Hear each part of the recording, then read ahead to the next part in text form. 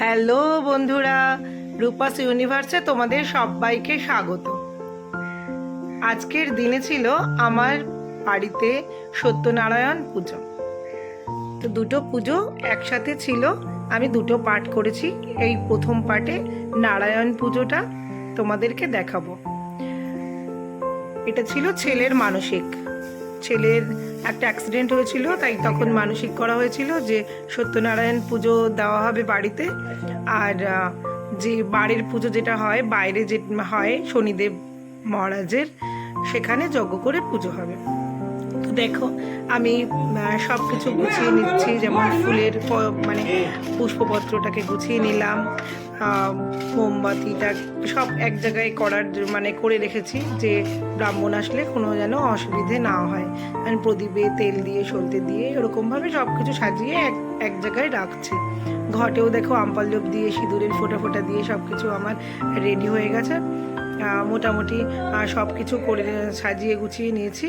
ওদিকে আমার হাজব্যান্ড নারকেল কুড়িয়ে দিচ্ছিল, আর ছেলের বন্ধুর মা ওরাও এসেছিল, ওরা যে ফল কেটে দিচ্ছে এই দিদি, তার সাথে আমার কাকিমাও ছিল, সব জোগাড় যন্ত্র করে দিচ্ছিল। ওরা ফল টল কেটে আমার হেল্প করছিল, আর আমি ওখানে বসে বসে সমস্ত কিছু সাজিয়ে সাজিয়ে রাখছিলাম, যা যা দরকার পুজোর উপকরণীয় সেসব।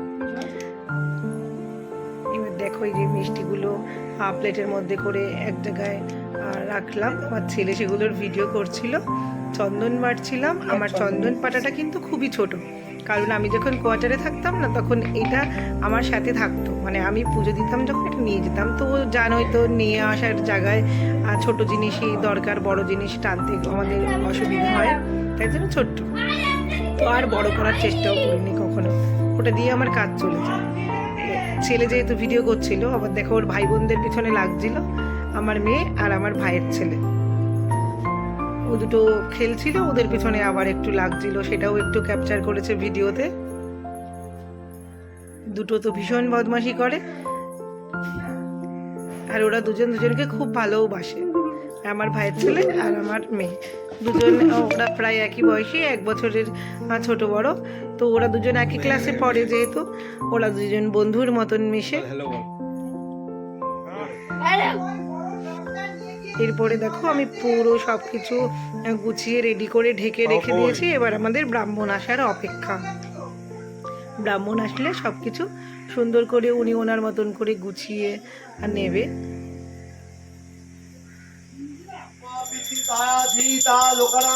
চলে এসেছে আমাদের পুজো করতে। এবার দেখো উনি ওনার মতন করে ওনার নারায়ণকে বসিয়ে সুন্দর করে যেখানে যেটা দেওয়ার সেরকম করে পুজো স্টার্ট করে দিয়েছে। পুজোটাও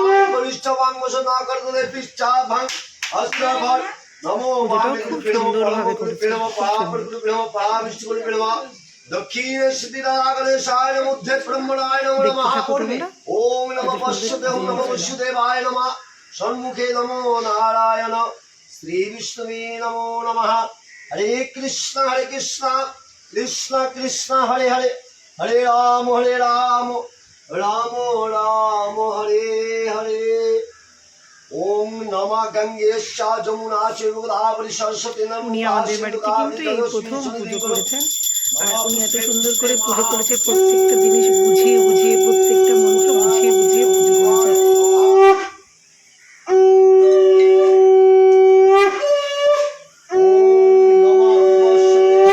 ভাস্বতে বিষ্ণু তেজসে জগৎ সবিত্রে সুচয় সবিত্রে কর্মলায় ঈদমর্গম ভগবতে শ্রী সূর্য গদাপদ্ম নমো নারায়ণ শ্রী বিষ্ণুবে নমো নমঃ। দামায় পুজো দেব।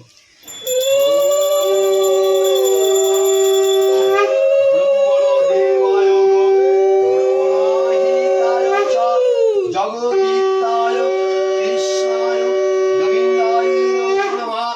নমো কমল নেত্রায় হরয়ে পদ্ম নারায়ণ পুজোতে কিন্তু সিন্নিটা দিতেই হয়। আর সবকিছু জানো তো, মাথাটা 250 করে মাপ হয় পুজোর জন্য।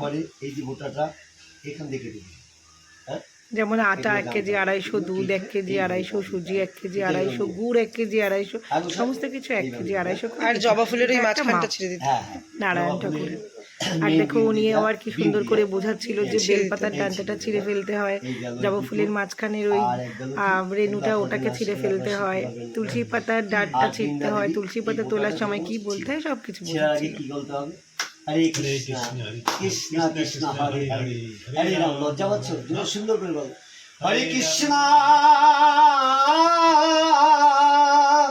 কৃষ্ণ কৃষ্ণ হরে হরে হরে রাম রাম রাম হরে হরে। জয় শ্রী কৃষ্ণ চৈতন্য প্রভু নিত্যানন্দ।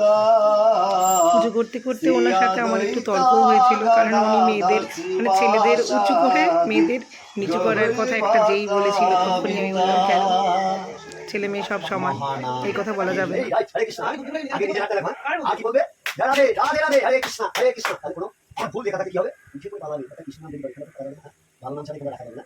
আর কি তার খারাপ নাম আসে বসে নমস্কার করো। গুরুকে বহু পিতা মাতা তাকে প্রণাম জানাও। সে যদি থাকে তো ভালো, তাকে পায়ে হাত দিয়ে নমস্কার করো। এবার দেখো অনেকে বাবা উনি মাকে কিছু নমস্কার করে, বলছিল, বাবা বোঝাচ্ছিল, আর যদি চরণে হাত দিয়ে প্রায় কথা বলো, শেষের তো মুখে মায়ের ছিল। হাত যাবে যাবে। ছেলের মাথা একদম ডাইরেক্ট আশীর্বাদ, কোনো মোবাইলে আশীর্বাদ হচ্ছে না, বুঝতে হচ্ছে না, একদম ডাইরেক্ট আশীর্বাদ হচ্ছে। খুব সিরিয়াস এটা বলতে হবে। তো মান কার নাম?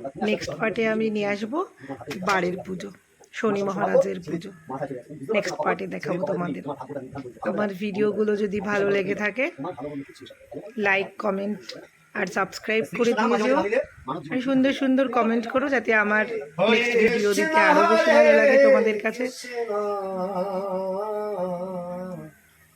কৃষ্ণ কৃষ্ণ হরে হরে হরে রাম হরে রাম হরে রাম রাম রাম হরে হরে রাম রাম হরে হরে রাম রাম হরে হরে। রাধে রাধে হরে কৃষ্ণ। আমার পুজো কিন্তু শেষ, পুজো শেষ হয়ে গেছে। আমরা এবার নিচে ওটা যাবো জাল দিয়ে রাখিস শনি তো, ওই মহারাজের মৌরা পুজোর আছে। জন্য প্রস্তুতি করতে। হ্যাঁ সাথে থাকো, আসছি।